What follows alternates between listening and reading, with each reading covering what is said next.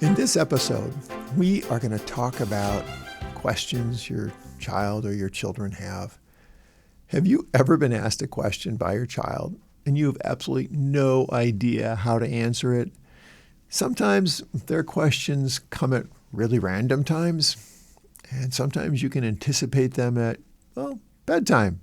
Have you ever wondered why bedtime? Maybe it's because they're trying to delay or stall because they're really not all that interested in going to sleep. There's nothing memorable about sleeping for them. And that's when they come up with their questions. And then sometimes the questions come at the least opportune time for you to answer because you don't have time. You're on your way. You're in a hurry. And kids just sometimes say the darndest things. Questions like, why is there war? Why do people and pets have to die?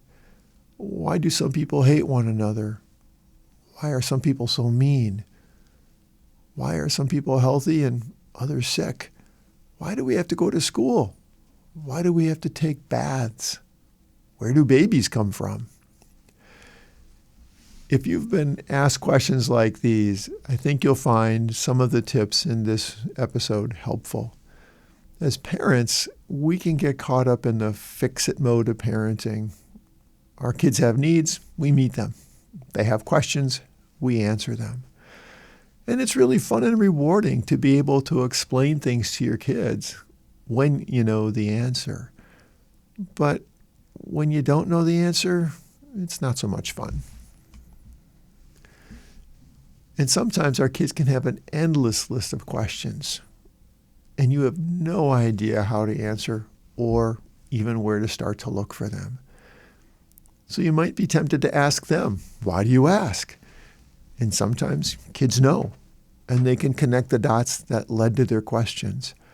But mostly, they're not able to easily answer those abstract why questions. So here's a really great chance to shed your mom and dad know everything image. If you ever had that or felt like your kids put you up on that pedestal, here's a great way to step off of it because none of us are perfect parents and none of us know everything. I think a different approach is to really focus on how curious your children are. One of the most important qualities that we as parents can really, really elevate is to celebrate and grow our children's curiosity. Curiosity in children can help nurture an internal drive for learning. We don't want our children to learn stuff so they can get good grades. We want them to learn stuff because they are excited to learn things. One of my most frustrating moments in the early 90s teaching a college course was when a student asked me if they had to know this stuff for the test. It was really hard to hear that because I was hoping that at least that student and perhaps others were really wanting to learn. They were eager to learn new information. And thankfully, in my teaching career, that question has not been asked very often. I think it's also important to recognize when kids ask questions, they may not even begin to understand the answers. Why and how questions can be really difficult for young children to understand because they may not yet understand some of the concepts behind the questions. I remember once when my oldest was looking up at the sky as a jet was flying over and leaving its white trail behind it, and he asked me, why are jets so small when they're up in the sky, but they're so large when they're down at the airport? And it was really a tough one to answer for somebody who was only 4 or 5 years old. He was very familiar with airplanes, but I just wasn't sure how to go about explaining that to him. Just because they may not understand the answers, that doesn't mean they won't ask. We can still honor their curiosity by celebrating this as a quality or a character trait for them. Asking questions is really a part of learning, and we want to encourage it. When your child asks you questions, if at all possible, take the time to have a conversation with them. What do you think will happen next? What do you think the next step will be from here? How is this connected to that? Where do you think this comes from and where does it go? What do you think this does? Asking them questions to get their little brains moving and thinking about how things work or why things are can be really helpful. And it's really fascinating to watch young children ask questions. You could almost see the wheels turning in their minds as they try to process and make sense of things. And your ability to answer the question that is asked about big things is less important than celebrating the fact that your child is curious and had the drive or comfort level with you to ask it. You may be one of their safe people. And while you might be tempted to throw an answer out there or change the subject, it may help to pause and consider a different approach. Especially when it's a tough question. Sometimes kids ask really hard questions, and they may not even realize how complex of an answer would be required. And sometimes it may be more important to focus on the emotion that you sense is lying underneath the question rather than immediately answer the question. For example, when your child asks something perhaps about death or dying or about loss, focus on the emotion.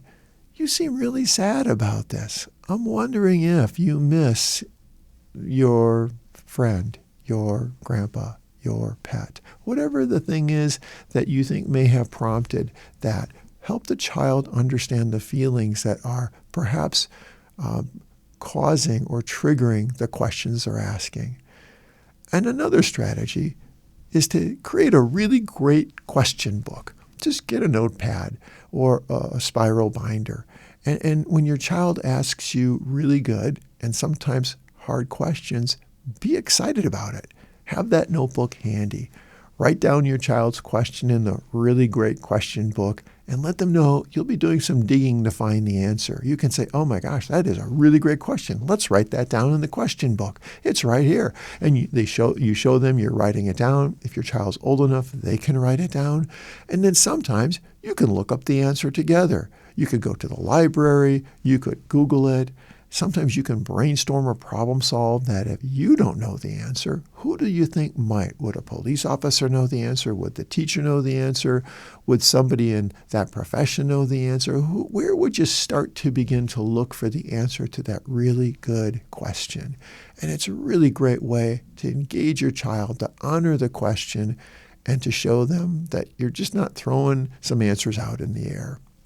So what's going on? You're really honoring the child's curiosity. And at the same time, you may be buying yourself some time to think about how to answer the question. Sometimes questions are really deep, and it's hard to figure out the right way to share information that's appropriate for the age and the developmental level your child is at. Just because kids can ask the questions doesn't mean that they can understand the answers. But we can help them with managing their feelings and recognize their curiosity as a character trait that will serve them well in the future. Thank you for tuning in and considering this parenting topic.